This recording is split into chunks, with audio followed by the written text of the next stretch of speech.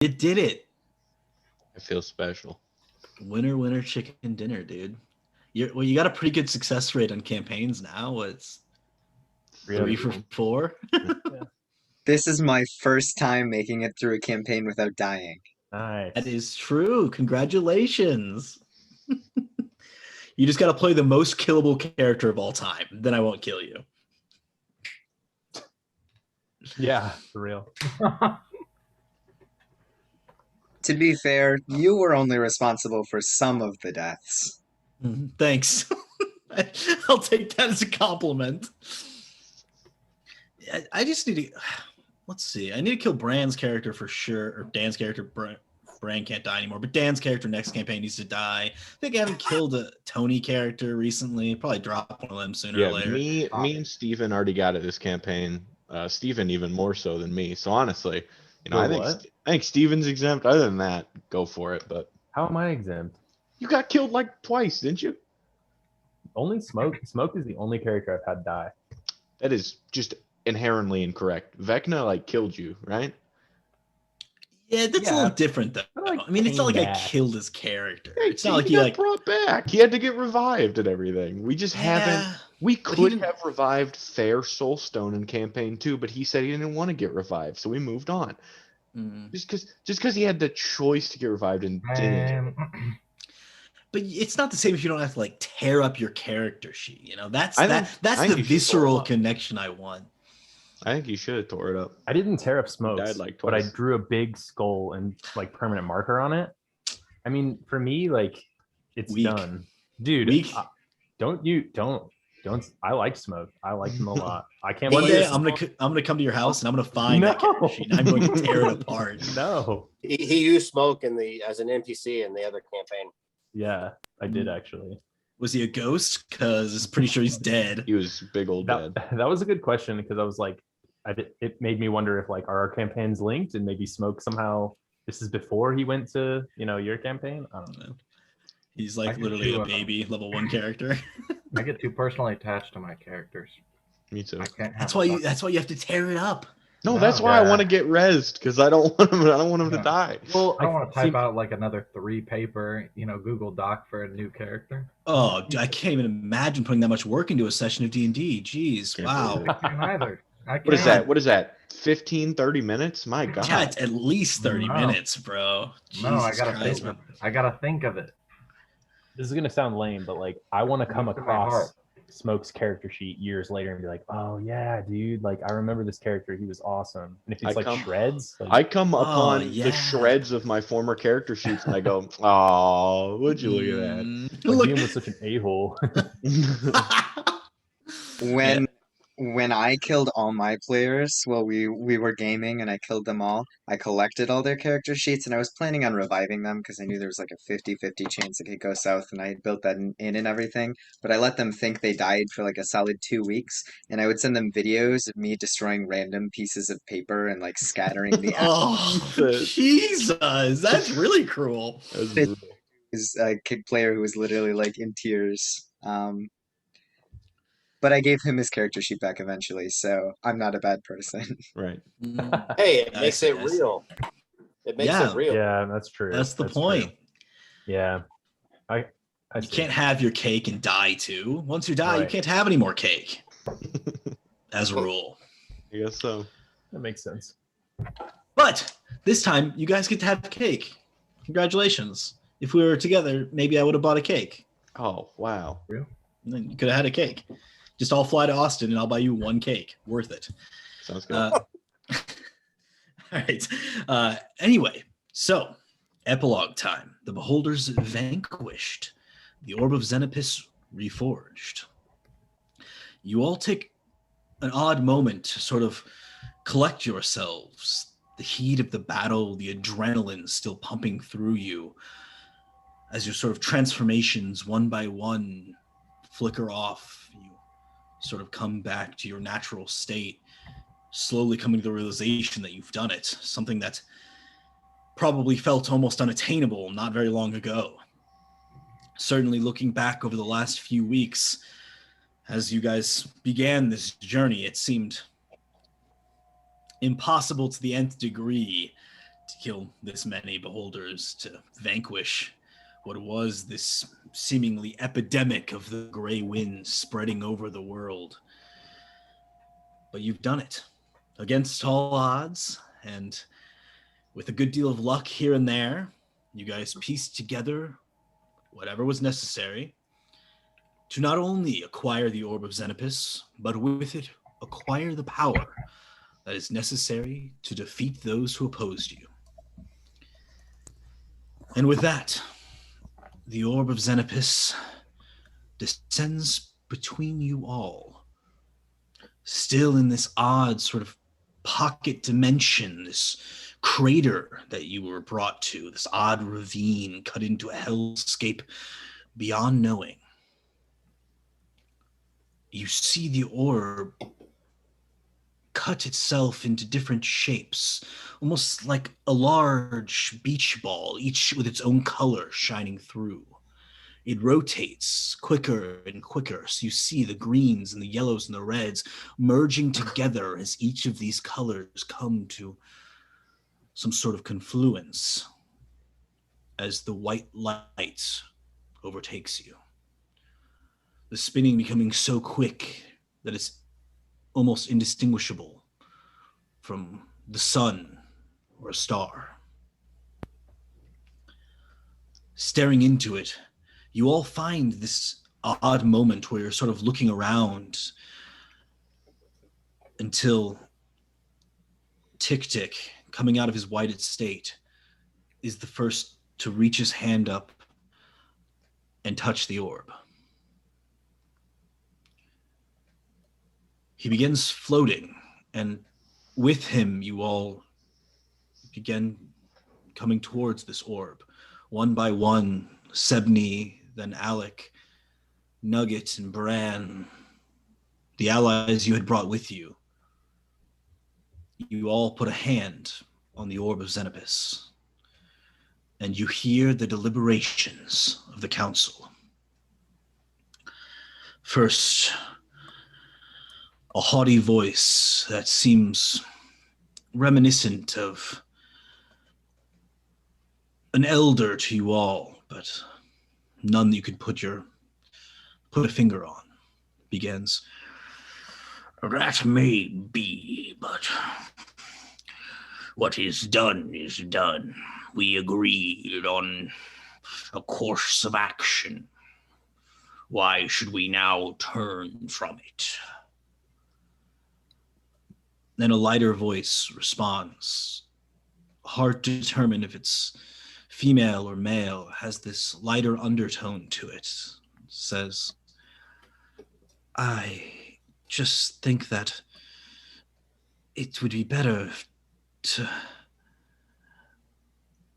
give them at least one more chance. Haven't they earned that? Look how they've come together. Not everyone, sure, but is it not worth continuing the experiment for a few good men? And a third voice chimes in. That's a lot of rubbish, if you ask me. Few good men, I spot but two, maybe three.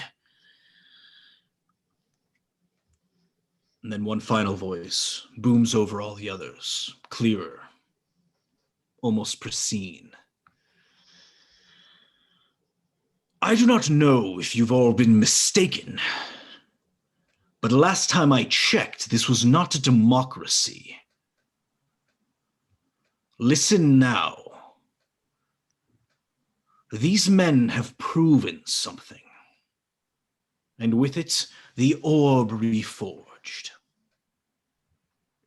Let us move forward with the plan, and let us give them something for the good they've done here. You hear grumbled replies, some seemingly happy, others annoyed or even angry. Well, this is a lot of wasted time. It's stupid and fucking. And then you hear once again the voice. I'll not be taking no for an answer. We move forward. we see what will be done. Isn't that right, Foreseer? And you hear a new voice that you haven't heard before say, "It will be dark times. There may even be strife beyond what we've seen. Those from below will look in, carve up. More than once, I'm sure. There will be times of magic, times of void, times of darkness, times of greed. Humanity is difficult, to say the least. The whims of man aren't easily spotted from our perspective. It's a great deal of ambition, far too much in some cases. It's this that will lead them down paths that will wind and curve. The third age will be no more. That there can be no doubt at this point. But in the fourth and the fifth, the ages of old will come again. The coming of bronze, of flame. The further I look, the more clouded. But there may be use in it yet. Well, if that is not good enough for you all, then perhaps I mischose my counsel. And with that, you all find yourselves elevated, looking down upon the plain of Essrex, seeing now its edges, the edges of this world that isn't even connected to anything else, anything real, quote unquote, though. I suppose you would all beg to disagree. And you see the plane turn and forge, where initially it's this flat, sort of unmoving, almost unliving plane. You see it peel together, forming this oblong shape that descends and clicks in to a larger world that expands and accepts it. With this, you see the deserts of Essrex slowly begin to bloom for the first time in 500 years. Grasses and trees and flowers and orchards all spring up as if by magic. You see grand roads built between the many cities, the fiefs that make up the very continent that you've spent your entire life on. You see huge trees seeming to jut from the ground, each of them harboring wildlife, animals, critters running from one to another. You see tabaxi long having hidden in secret caves and huddled away from the likes of men, come out to spy their homeland renewed.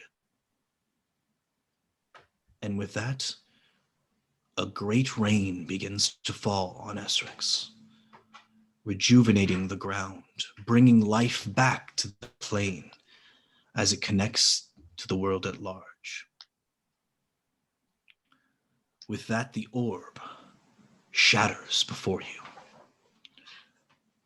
into many pieces, 20, 30, and they shoot across the lands.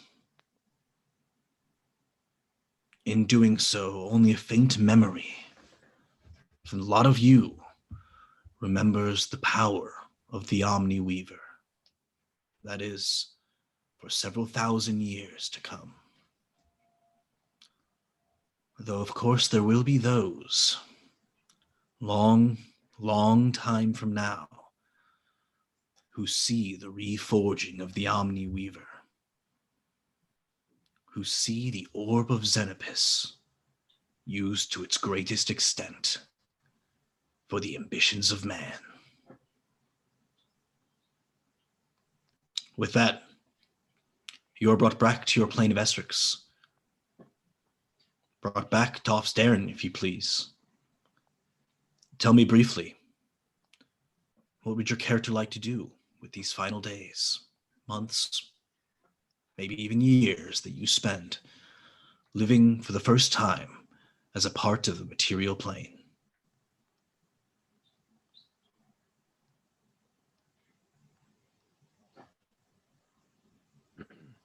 So Logan, when you say part of the material plane, you mean Essrex is actually in the real reality, the real? Like yes. They gave us that and they plugged us in, basically? Yes. Is anyone else listening to this music? Because it was like so perfect, dude. So perfect. I wish you could hear it. Anyways. Very cool. Mm-hmm. Right now I feel like that meme where it's like, I don't know, I didn't even think we'd get this far, you know? Sure. So everyone did not die in Essrex then. No. No. Betrexen was still. Go ahead. It seemed by the count of votes they should have, but whoever the leader is, presumably Xenopus, if you had to guess. What a guy. Thought maybe not just yet. Even if it meant some not so good years to come. So all this like new plant life and stuff, was that like a vision of the future, or did it all just happen? It all just happened. So okay, but time itself hasn't like, you know, fast forwarded to where people that we knew are dead. Like there's the people we knew still exist and live. Just the continent around them has changed drastically. Yeah, the scarcity for food is over. Everything is brought into place. Living in the wilds is no longer an issue. People can expand the cities. The overcrowding is gone. You know, repopulation can begin. Amazing. And everyone's aware that this happened. They're not like, they don't have memories of like, do you know what I mean? Like do they have memories of the world as it was before, right? Oh yeah. I mean, everyone's pretty clear on what just happened. You Okay. know, you saved the world and brought them this new Garden of Eden. Badass. That's really cool. Part of me kind of wanted everything to die, because like everything we fucked up, like we could just be like, oh, slide that under the rug, and now I have to face consequences. Let it all burn. Yeah. So that's unfortunate. But also a lot of lives were saved, I guess. So that's whatever. And also, the history of Essrex will, at least to some extent, live on. It exists now through the material plane. So that's cool. Well, I have ideas of what Alec would do, but I don't necessarily want to go first, but I can. And I will, because no one else seems to be jumping forward to do it. Okay, so I think that the fact that like the world is kind of renewed. So let me ask you this: would we eventually like reach level 20? Do you think? Do you think Alec would reach 20th level? I mean, yeah, if you want to keep studying, yeah, of course you could. You have the rest of your life. So I think with Alec's ability to like heal with his fire now, he would use that to kind of go about the lands and like heal people and kind of like before, maybe to undo any of the wrongs that he had done in his previous life, or you know, in Essrex desert form. And he may even accompany Bran depending on what he does and if he's willing to go with him. to just do good with his flames. But then also a couple other things. If Alec reaches level 20, he becomes elemental because his power like is elemental in origin. So I imagine that like part of his body becomes just like coals and like flame and stuff. Like maybe one of his eyes is just like literally fire. Like half his body is just kind of like intertwined with like hot coals. And it also says that he ages at 1/10 the speed. So if I live to be 100, I would live to be like 1,000, which is pretty cool. Yeah. Well, not totally, because you'd already be a certain age. Right. Exactly. Yeah. Yeah. You know what I mean? Yeah. Yeah. You live a long time. Right. Hundreds and hundreds of years. So assuming I don't get, someone doesn't put my flame out. I also want to. I think he also probably would take his clone and put it somewhere more secure. But then that secure place would probably be the Inquisition or the college. I think he would do everything he could to change the Inquisition and make the college what it used to be. And especially with being part of the material plane, I think he would try to put an emphasis on finding the truth about everything. The truth about, you know what I mean? No matter what it is, the truth about anything that could be like that. That would be the college's like, motto or whatever, like pursuit of the truth, I think. And he would change the Inquisition to no longer like persecute and hunt people down, but like to help people through the use of magic. I don't know. That seems like what he would do. Yeah, for sure. You're the longest everlasting headmaster of the academy, to be sure. And I think if I do live for hundreds of years, maybe he disappears for 50 years or 100 years. And in that time, he'd like to try to find a way to open a portal to find Rainfear and bring him back, because I think that was something that he vowed to do. And if he's got the time to do it, seems like an important thing to do. I got that base covered. I'll bring you along. All right. Yeah. Cool. Yeah, sounds good. You are able to leave a significant mark on a number of young magicians who come through the academy through the years. You help to bring the Inquisition into a higher echelon of both performance and also mission. And in doing so, you feel that you've made a really positive impact on the continent of Essrex and in the surrounding world as well. I'm not sure how much traveling you do, but there's definitely impacts of what you've done all throughout the plane. At the end of your long and prosperous life, you eventually become one of the Ascended. These mighty beings that the Council of Xenopus has chosen as one of their own. As your life is snuffed out, you are brought amongst the Ascended and to the Council. I'm not going to give too much details about promoted, that, man. But it's fuck being a alive. Big deal. That's really cool. And I'll take it. Yeah, of course. And as one of the early Ascended, you have a significant sway on the state of the world. What is one thing that you would like to bring about in the 4th campaign? It could be a legend, it could be a cultural revolution, it could be whatever you think is worthwhile. It could be that everybody has a middle name that starts with J. As someone have some time to think about it. I'll give you some time to think as we move on to the next person. Huh? Yeah. Jesus, Logan, turn on the goddamn printer. This guy.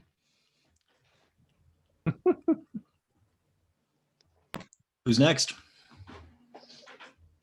Brand. Yeah, go for it. I was gonna say maybe I gotta think. Steve, I only gave you a week. I mean, how could you possibly have thought anything in the week? I thought everything was gonna be dead. I wrote my stuff down today at work. I didn't think everything was gonna be dead. I said I was gonna give you like 15 minutes to describe what happens with your character going forward. Did you think everything's gonna be described? Come on. I don't know. I don't know what's gonna happen. Okay, I can never tell with you. Every time I think you're going left, you're going right. You know. Yeah, fair enough. Brand, go ahead.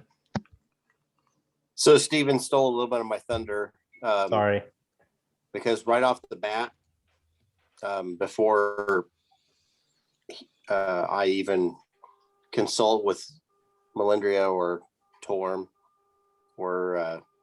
seek some prayer. Bran is torn and troubled. He always has been, and he still is. And he's particularly more so because of the exchange of Rain Fear for the demonic boons, which once he had, which he felt empowered to go for because of Melandria. Once he had them, he actually transformed from a Scourge Aasimar to a Fallen Aasimar. And he was deeply troubled with this. And he actually tried to remain within control and not to become enraged to the point that they would take control of him. And as luck would have it, we dealt a good blow versus the Beholders and the Death Tyrant. In my opinion, dispatched of them fairly easily for what I was expecting. Bran expected to die in that battle and didn't. And he was completely prepared to. Being a troubled person and being a godly man and a loner most of his life, he is prepared to do so, to give up his life. He is that compelled to vanquish evil. So the first thing that he does is he turns to Sebni and says, "Let's go get Rain Fear." Maybe we'll have to play a one-shot sometime with all of you guys going and actually bringing him back. It sounds like we still have unfinished business for sure. Yeah, I have the conclusion to that. But one shot it is.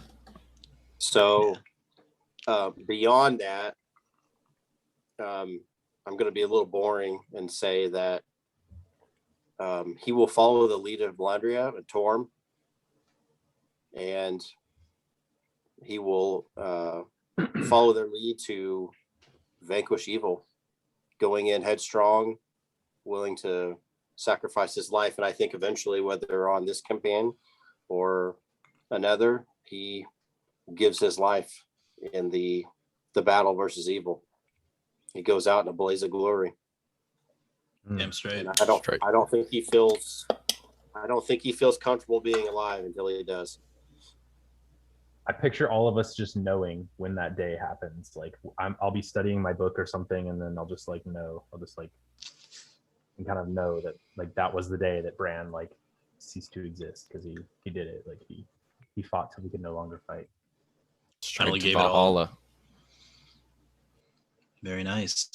And I will say that, I mean, giving the rest of your life to this cause, you are one grizzled, mean-ass old bitch before you go down. I mean, you are fighting tooth and nail into like your mid-70s until finally somebody catches you with a lucky backstab. But it is all towards the end, you probably had like a couple of limbs left, you know? Like you were troubled. You're missing a hand, a couple fingers on the other one. It took a god to kill you, you know. Arrow to the Achilles heel. But through this time, you do wonders in the name of Torm's Light, and you spread it to be a prominent religion all throughout Essrex, and you know, even in some of the areas beyond, as your travels bring you so drastically to find evil that you are willing to cross the seas, venture abroad, travel through these planes to other dimensions. You spend weeks and months traveling the Shadowfell, hunting those who have fallen here and breaking their spirits one by one in the name of your righteous God. So fucking cool. And as you do, eventually the day does come where you are dropped in battle, and you are immediately plucked by the council as one of the ascended, brought amongst them and amongst your God in an elevated state of being. Melandria, happy to travel to and from the material plane to see you as often as she like, probably more often than you'd like to see her. She shows up. What would you like to impart in the fourth campaign? I'll give you a moment to think if somebody else wants to go.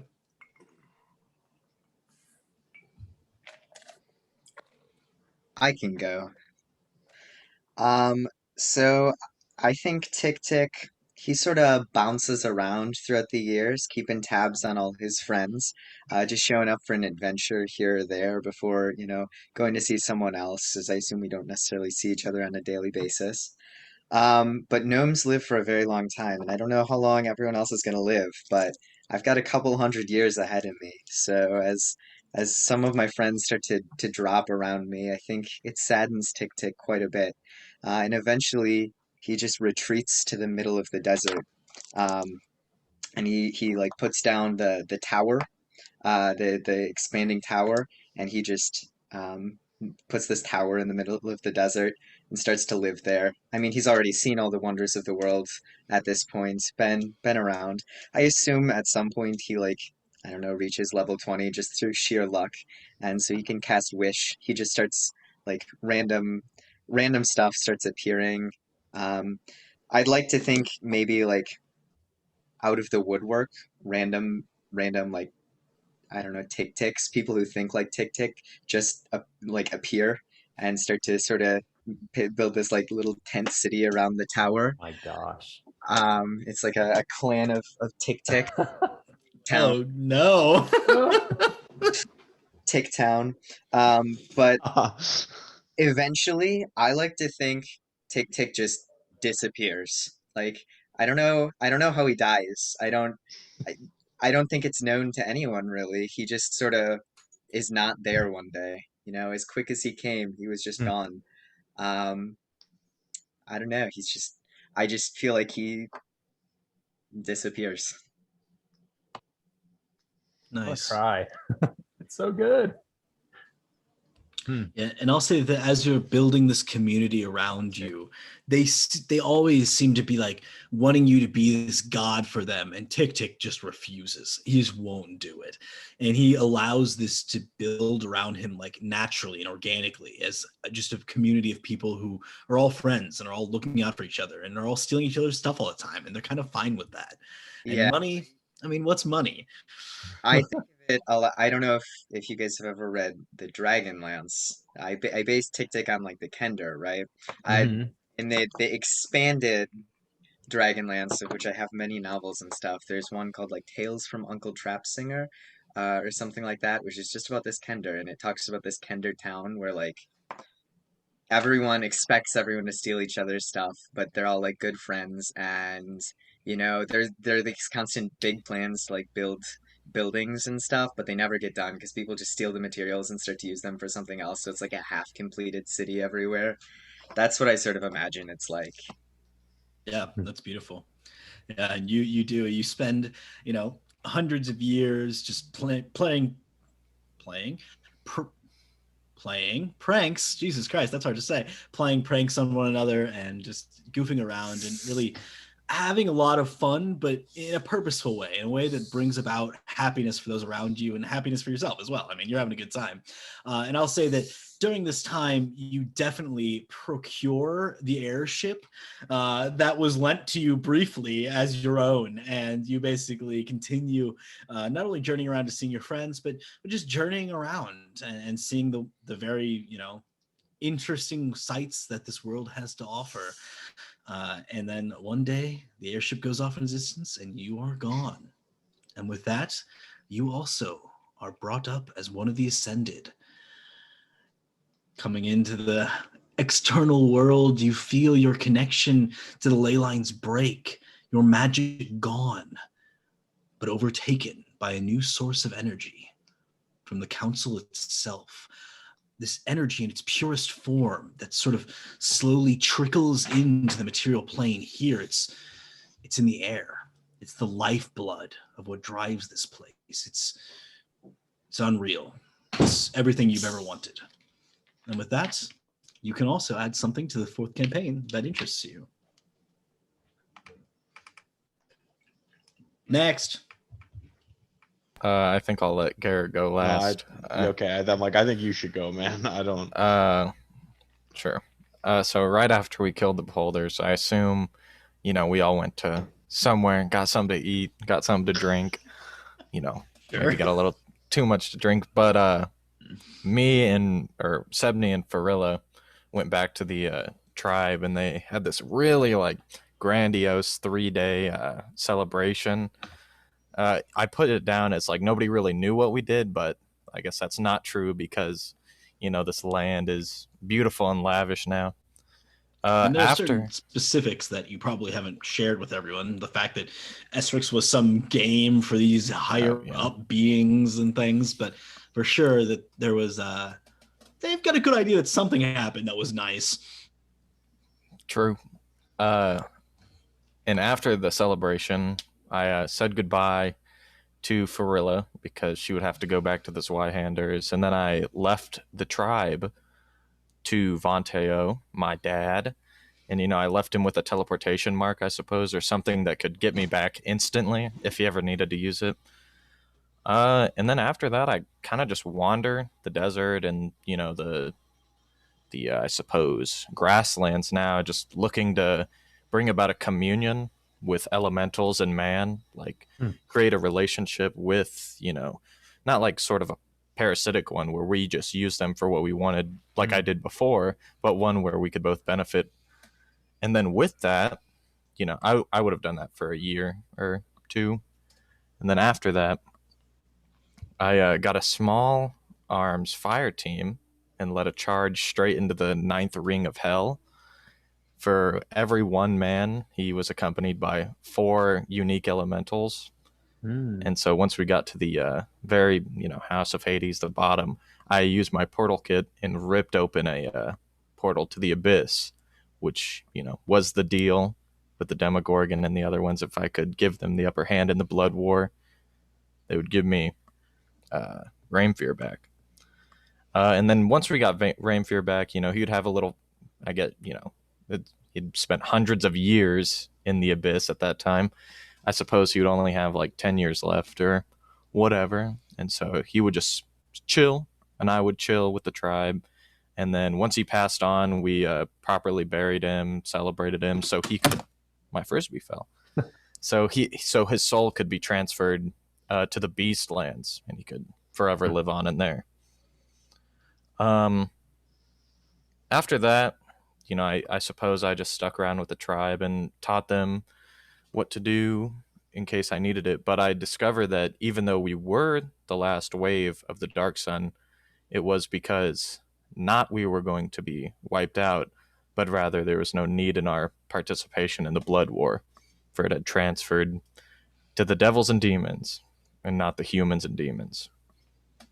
I assume I just die of old age, just, surrounded by hundreds of Sebnies, I suppose. Little Sebnies, girl Sebnies. Yeah, and I don't know what would happen to my soul. They would give me a proper burial, I suppose. But that's the tale of Sebni, at least. Yeah, that's really nice. That's beautiful. Yeah, and I would say that for sure Vontail takes on the responsibility of ruling the tribe, but in his waning years, he comes, and if you're not living with the tribe at that point, he'll come and live with you and just spend some time, really for the first time, acknowledging the father and son relationship that he'd always sort of kept to himself, this sort of secret connection that he had with you.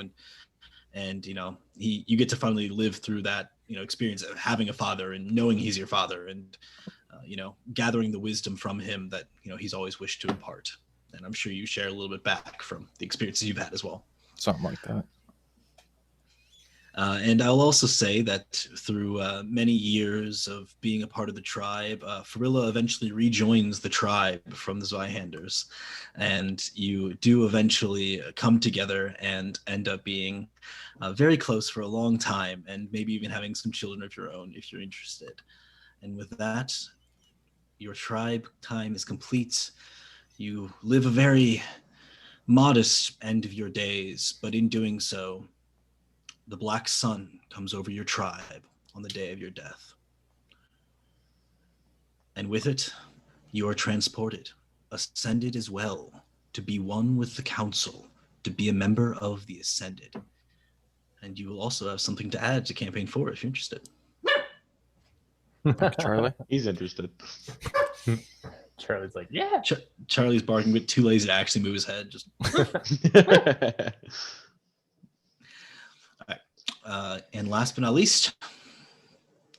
So I'm still a dragon, and At this point, I'm gonna as soon as we're done, I'm gonna get Tick Tick to give me back the dragon. And I'll be like, oh, we won't be needing this anymore. Can I want the dragon horn back. I'm gonna probably throw it in the ocean or something. Make sure no one else can do this. Oh, what will you give me for it?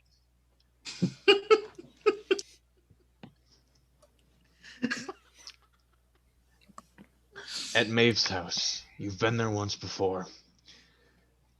There's a well in the backyard. It's covered up by a rock. It may be overgrown with vegetation at this point. In the bottom of a well is my entire life savings. You can come on by. Take anything you want. Well, that's useless, and I just hand it over to him. Well, it's not. I mean, it's not just my life savings. There's also like ashes in there and like a bracelet. There is a bracelet in there. Well, I call the bracelet then. And I'm gonna go take Maeve home as well. I'm gonna fly Maeve on home. And I'm gonna like land and I'm gonna say, well, we had always talked about how if I ever became this powerful, we would fly to some faraway land, right? So I tell her to get in and pack, and she goes in. I just kind of look around at the new Essrex, and I think about how I really didn't really like it here. I spent my whole life trying to get away. I spent my entire life trying to become a dragon, and ultimately, all it does is make me more power hungry. And as I look around at the landscape, I get flashes in my mind about the trees on fire, the landscape cracked, flowing with magma, and it's all by my hand. And so I decide I don't want the politics or the pain that Essrex had once built. So while Maeve is still inside, I want to fly off, and I want to go somewhere else, and that's not Essrex, because I know slowly my mind will deteriorate, and I don't want to be around, but I don't want to be a little kobold anymore either. So I just fly myself off the continent. I'll say that as you begin flying away, Sauvage is matching you step for step on the ground, waiting for you to land. Well, I'm not heartless, so I gotta take him.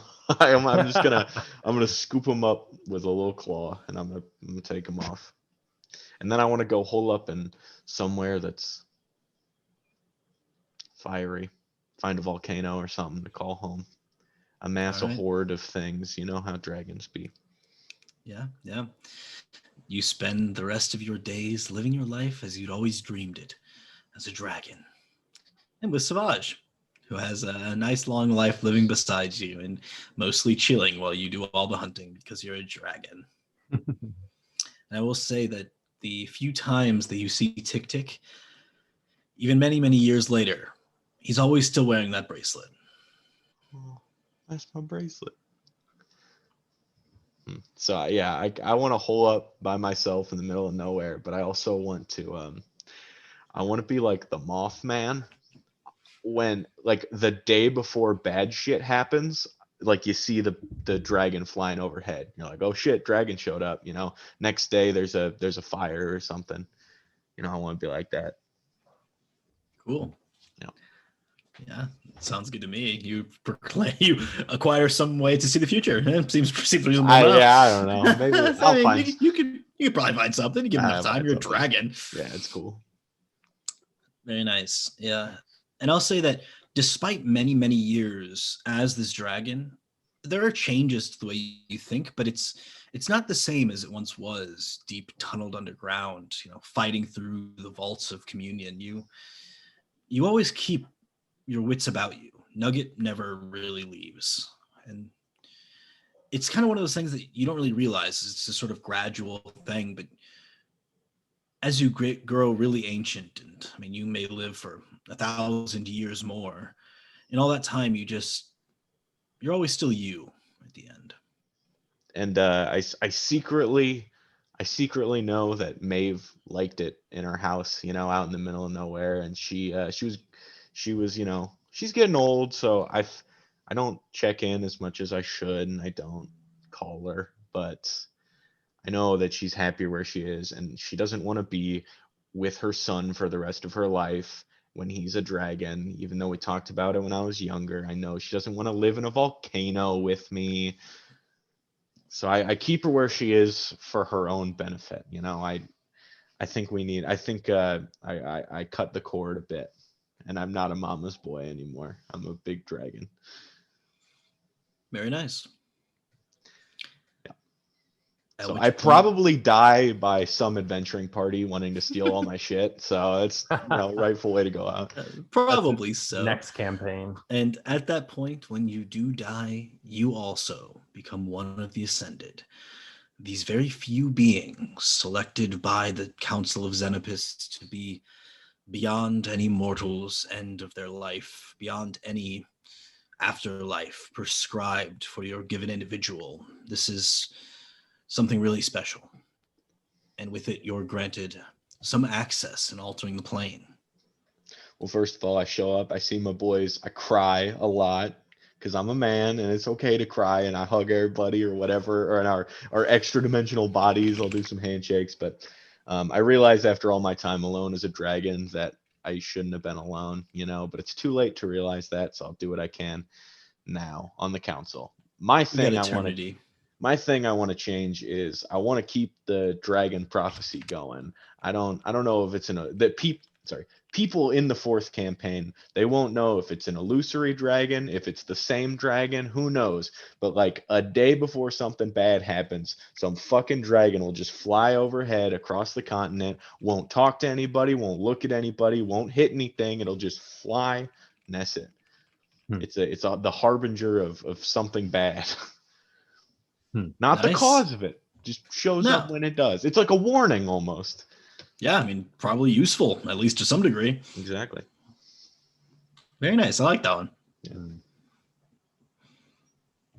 Who's next?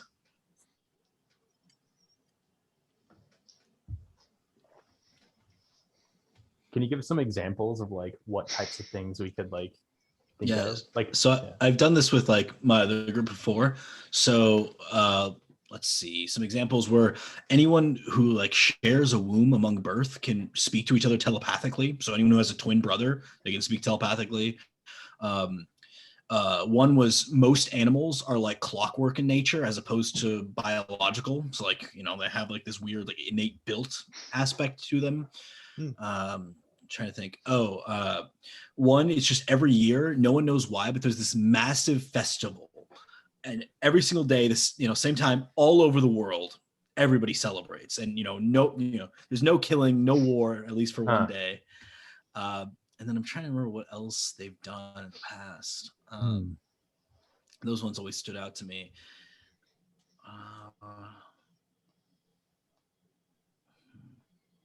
Yeah, I don't know. Those are all super clever. Yeah. One was that horrible storms actually cause like oceans to like be still, so like it's actually easier to sail during like a horrible storm. So, interesting one. Yeah, I don't know, just random stuff, whatever you find interesting, whatever you're gonna like next campaign be like, oh, that's the thing, that's the whole point, right? Right.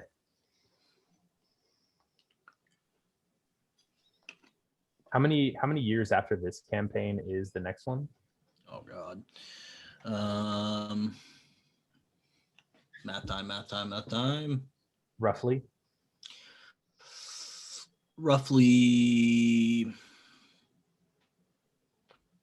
3,500.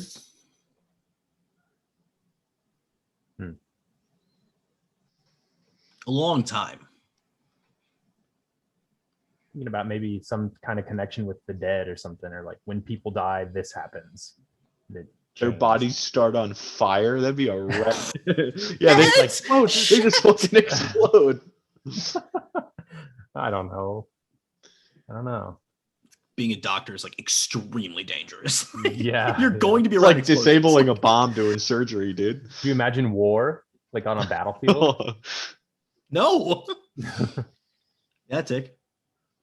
Okay, stop me if this one is too out there. I doubt it will be. In honoring of Tick Tick, as this is his desire, I think that economically there's a bigger there's a bigger emphasis placed on items rather than gold. I don't necessarily, I think like gold definitely sticks around, but I feel like maybe there's like, we have a gold standard, but maybe there's like an item standard where each gold piece actually represents like an item you own that you're trading or something like that. Yeah, I mean, you just like barter being like much more common in like the average day, marketplace. And yeah, on top of that, I guess, I mean, if you want to go really extreme with it, there could be like an economic system of some kind where you could like trade in your gold for like a certain number of like random odds and ends items. Yeah, that kind of thing. Oh my God.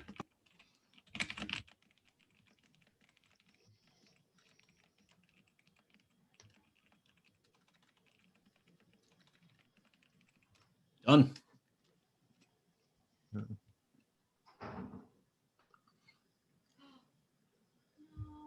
So Bran wants to, he's not going to try to just eliminate evil. That can't be done. He wants to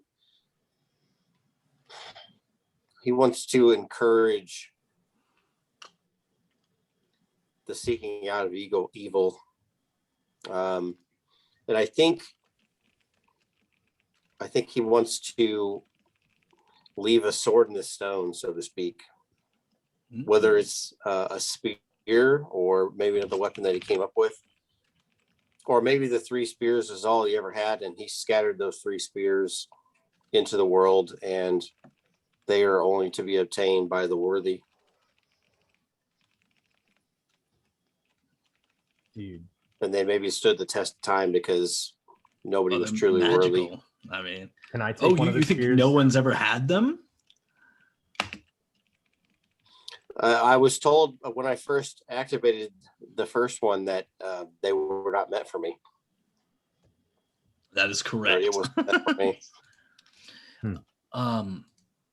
That's awesome. Dan, you remember the soul spear in your guys' campaign that Mark never pulled from the stone? Maybe I don't know. I forgot about that. Yeah. That's what it was the whole time. Well, what kind of person could pull it from the stone, hypothetically?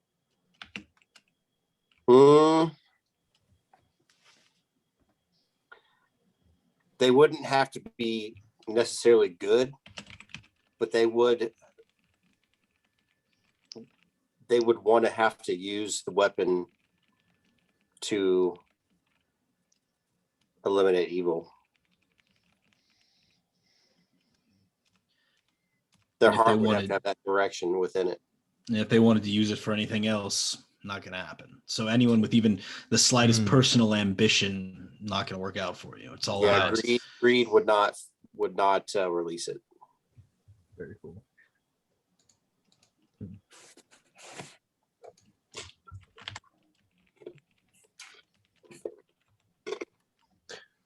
Very nice. I like that one a lot. That's cool. I think I got an idea maybe for like some type of legend thing. Maybe there's like superstition or legend that like if a man takes another man's life, that there's some type of like creature out there that seeks justice. And like it doesn't have to be the Grim Reaper, but some type of like ghost thing that hunts men down who have like taken lives wrongfully. And maybe it's portrayed as like different things. People see it as this. Some people say it looks like a bright flame. Some people say it looks like a dark shadow. But it could just be something that only Tabaxi or something like know about, or you know what I mean? Like it's a superstition, but maybe it's real. Is it true? Yeah, that's my question. Is it real? I think it is, but maybe it's incomplete. Like maybe the myth is incomplete or misunderstood, but I just think there should be some type of like mystery behind it. Something where men take people's lives especially if it's unjust. Maybe they like even obtain a mark or something, like some strange thing, and maybe they know it's gonna happen. Like, I don't know, something like that. Baba Yaga. Yeah, I mean that's actually a thing, right? Baba Yaga's in D&D, isn't it? Mm-hmm. I think so. Oh, is it really? I think so. Yeah, it's like a witch, right? Yeah. I just kind of went to John Wick on that one. Yeah. Yeah. I don't know. Just something would be cool like that. Good like place to go. Some kind of like retributionist. Yeah, ghost of retribution or something. I don't know. That sits in the hearts of evil men who, you know what I mean? And like they get hunted down, and I like it. It's like terrible things happen to their family. Like, I don't know. Yeah, like you murder someone, like there's a good chance you like mysteriously die over the next week. Could happen. Lucky that didn't happen this campaign, or right. We'd be in some trouble. Yeah, you better watch what you do next campaign. Cool. Yeah. But maybe not everyone believes in it. You know what I mean? Like, I'm sure there are people still out there that murder and like, give me a break, dude. Like, and the ghost doesn't ever visit them for whatever reason. I don't know. I just think it'd be cool. I like it. Have fun with that, Logan. You take it and make it yours. I will. Run with it. Damn, I can't come up with one. I have an idea, but I'm trying to think of how it would fully work out. I think it would be along the lines of you have to seek out a certain position in the desert to, see the dark sun. And once you see it, not representatives, I suppose, but one genie from each of the elemental planes, like of water, fire, earth, and air, visit you. And you can ask them of something, they can ask you of something, but it's like this super sacred encounter that is very insightful or, grants you power, similar to what genies do.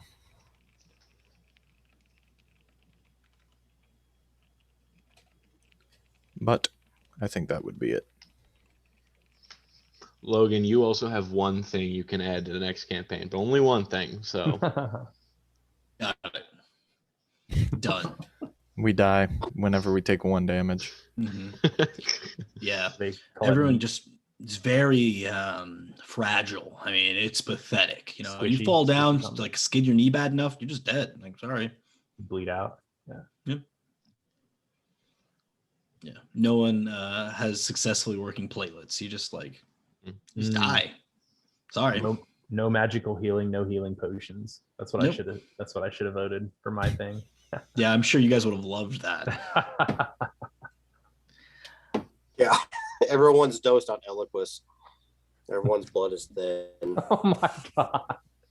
The blood thinner. That's funny. I love it. Oh no. I mean, you lose a tooth and it's like a 2-day ordeal. I mean, it's just a disaster. Oh god, dude.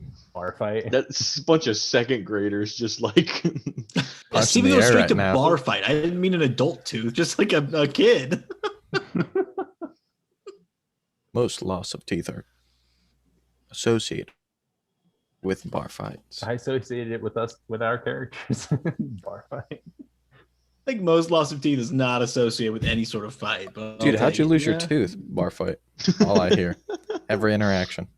Every time Chloe comes home, she's like, I lost another tooth. I'm like, you got to quit going to those bars. Damn. So what are you guys' characters? New characters. Yeah, that's a good question. Are we doing that? Are we explaining what, or are we like kind of like introduce them like in game? I always think it's fun to do it in game, but I also am really antsy to share my character. So yeah, I mean, I don't care. Does everyone have theirs made? My campaign journal. I have a role, but I have the alchemist and arcanist drawings. I think I've heard from everyone from at least a background idea. I'm not sure if I've received actual like Google Docs from everyone though. Send me an actual Google Doc so I can like have it.